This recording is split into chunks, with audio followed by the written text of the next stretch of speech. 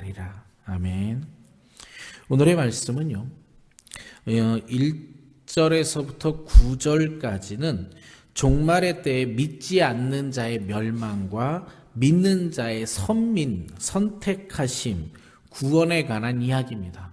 그리고 오늘의 말씀은 학개 2장과 동일한 예언입니다. 그래서 혹시 오늘 성경을 보시면 학개 2장을 한 번 더 묵상해 보시면 같은 내용입니다.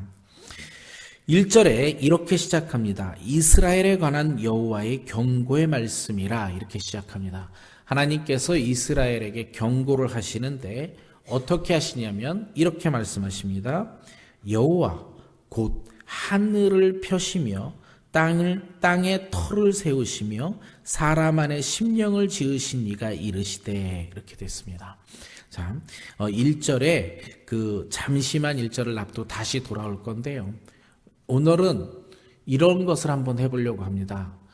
과거를 한번 회상해 보고 미래를 생각해 보려고 합니다. 왜 그러냐면 오늘 우리가 보고 있는 스가랴서 12장은 그 구조로 되어 있습니다. 과거를 계속 회상시키면서 미래를 예언하고 있는 겁니다. 그래서 1절에 보면 여호와 곧 하늘을 펴시며 하샤마임 땅에 터를 세우시며 하에레츠라고 하는 건데 하늘과 땅을 상기시키고 있습니다. 그리고 사람 안에 심령을 르아흐라고 하는 건데요. 하나님께서 이거 창세기 1장과 2장을 정리하고 있는 겁니다. 그러니까 이렇게 생각해야 돼요. 지금 이스라엘 민족은 적어도 모세오경은 어렸을 때부터 외웁니다. 그러니까 모세오경 창세기 1장은 웬만한 사람들이면 다 외우고 있다고 생각하셔야 됩니다.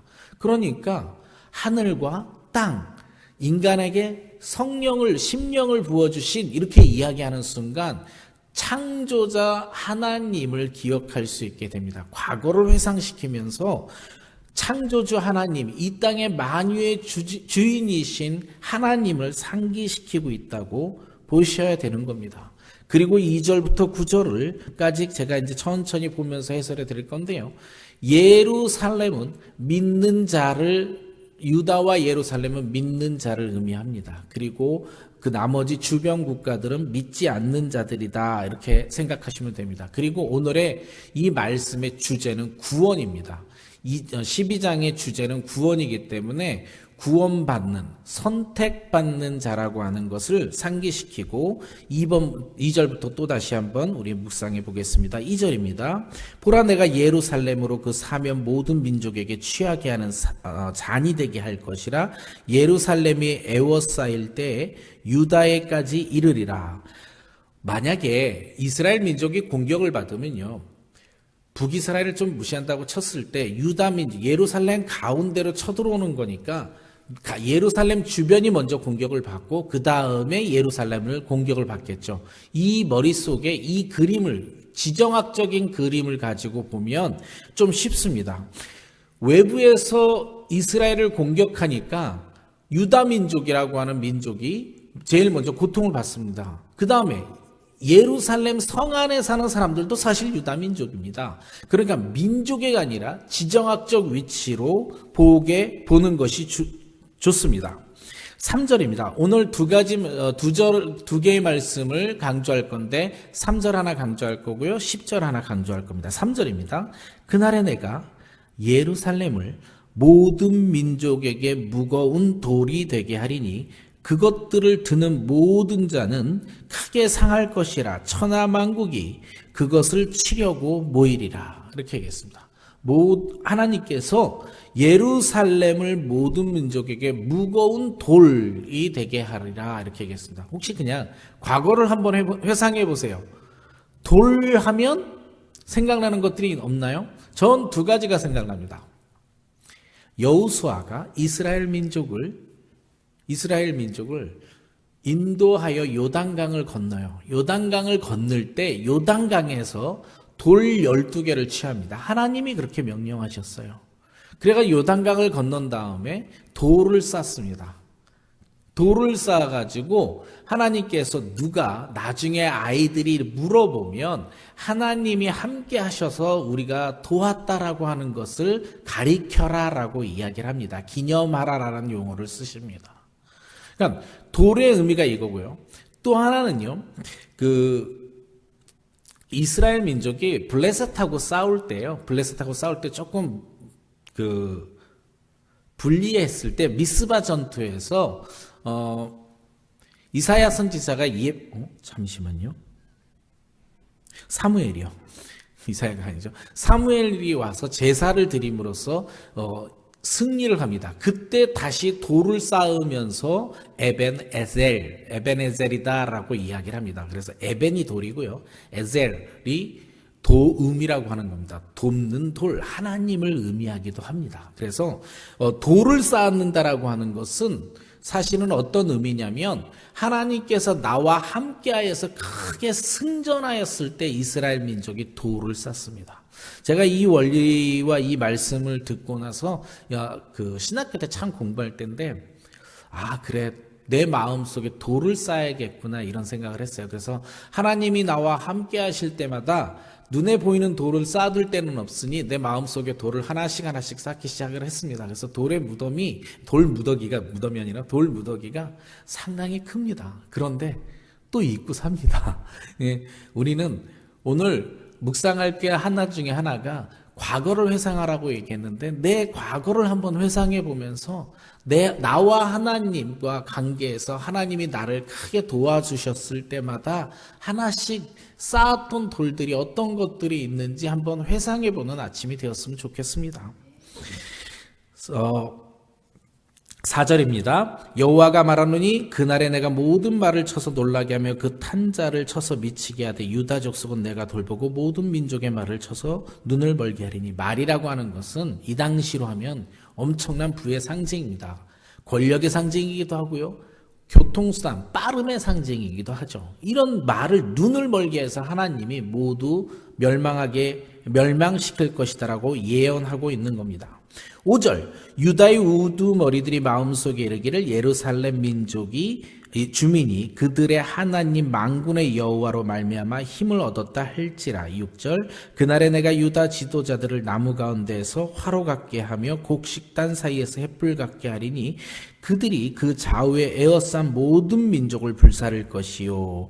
유다 민족이 그 좌우에 둘러싼 모든 민족을 불사를 것이요. 이렇게 얘기합니다. 언제요? 그날에 예루살렘 사람들은 다시 그 본 곳 예루살렘에 살게 되리라. 지금은 힘들겠지만 하나님의 그날이 오면 예루살렘과 유다 민족이 주변 국가를 모두 불살릴 정도로 강해지며 예루살렘 그 안에서 다시 살게 될 것이다라고 예언하고 계시는 것입니다. 여호와가 먼저 유다 장막을 구원하리니 이는 다윗의 집의 영광과 예루살렘 주민의 영광이 유다보다 더하지 못하게 하려 함이라. 그렇습니다.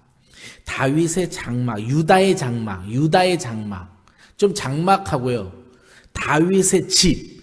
이 당시 집들은 돌입니다. 석조 건물이죠. 그러니까 누가 더 튼튼해 보이냐면 다윗의 집에 더 튼튼해 보입니다. 그런 영광이 더 클 것 같은데 하나님께서는 유다를 먼저 구하는, 아까 제가 로케이션을 설명했던 것은 예루살렘 주변의 유다 민족이라고 하는 게 먼저 공격을 받으니까 유다가 좀 약한 느낌을 받는 말씀으로 얘기하는 겁니다. 그런데 약한 자든 강한 자든 그날이 되면 모두 강하게 쓰시고, 그리고 구원의 영광이 유다보다 크지 않게 하다. 예루살렘 강한 자라고 크지 않다라고 하나님께서 이야기하고 계신 겁니다. 즉 구원의 선택의 영광은 모두에게 똑같이 누리게 하시겠다라고 약속하고 계시는 겁니다.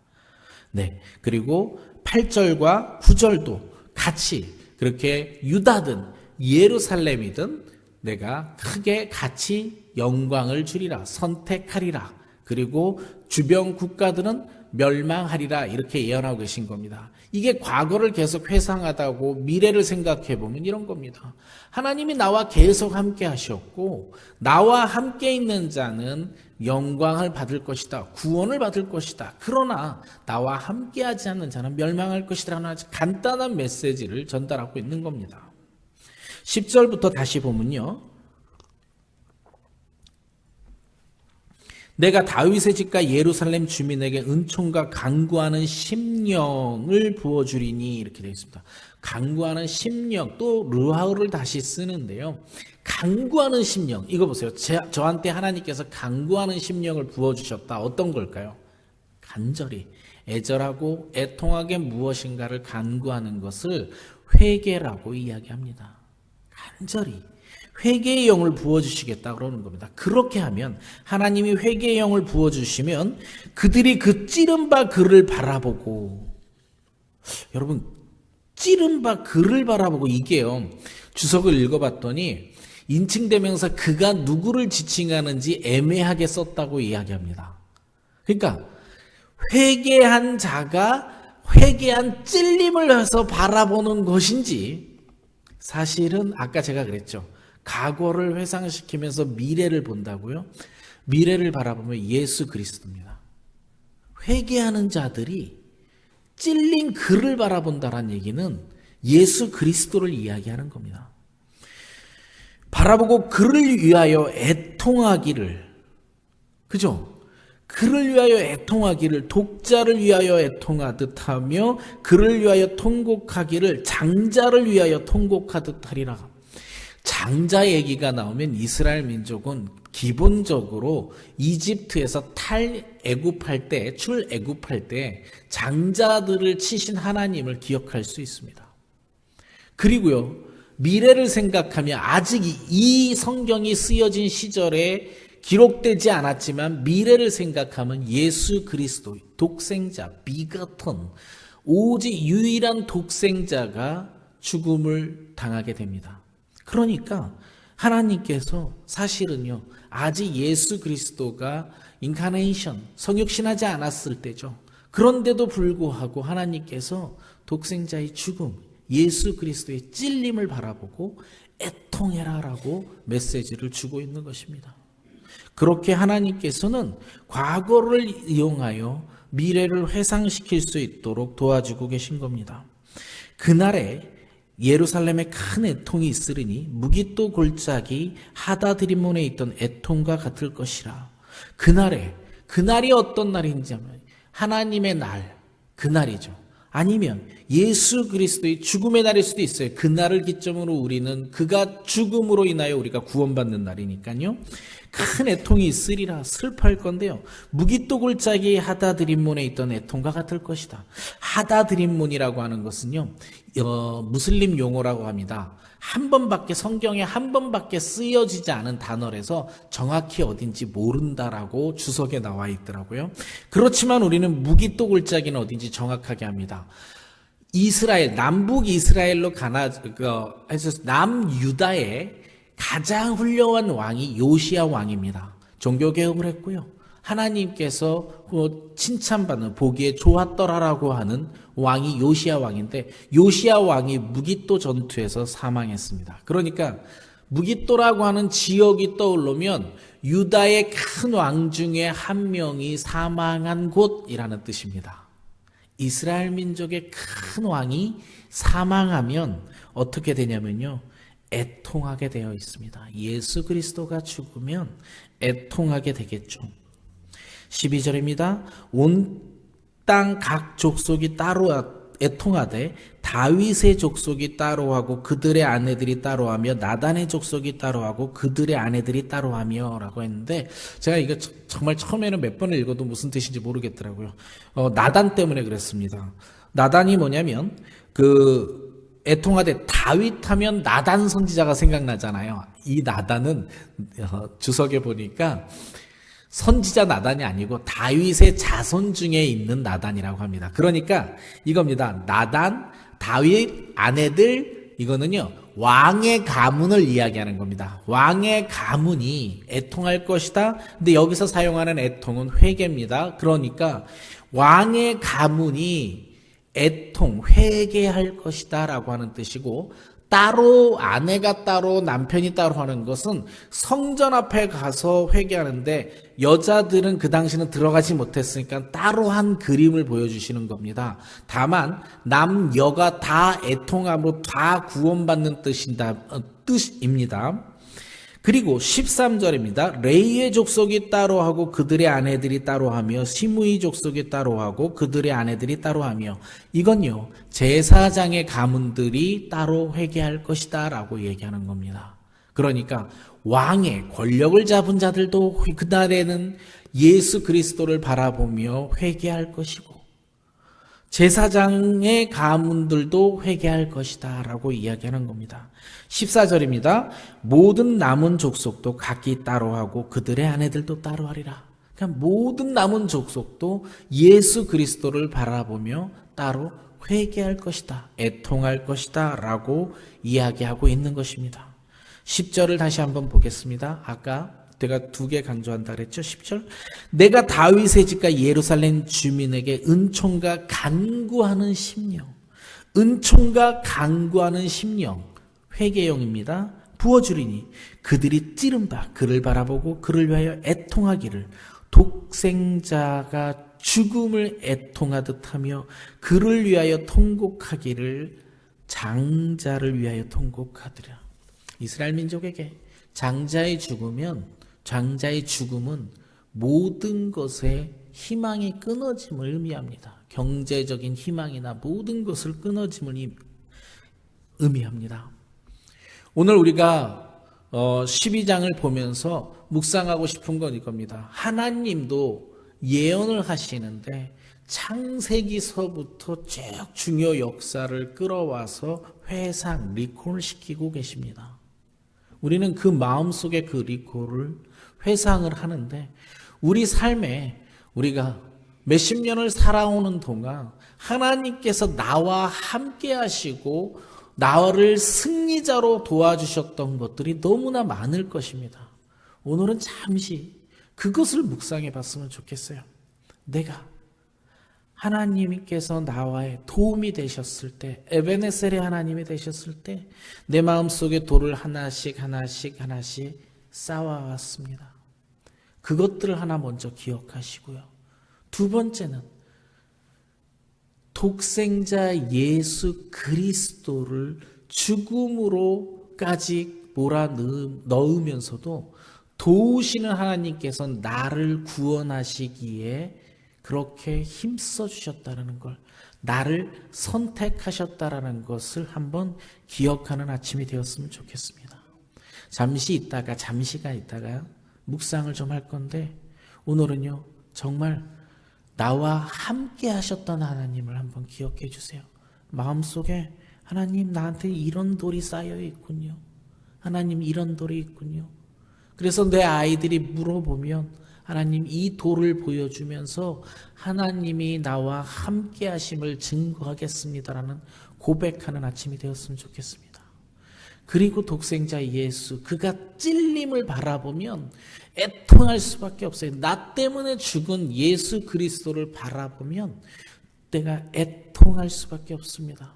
여러분, 오늘 하나님께서 주신 은총과 간구하는 심령을 구하는 아침이 되어서 애통하는 아침이 되었으면 좋겠습니다. 잠시 1분만 묵상하시면서요, 내가 하나님이 나와 함께 하시면서 나를 도우셨던 에베네셀, 그 도움의 돌들이 얼마나 많은지 기억해봤으면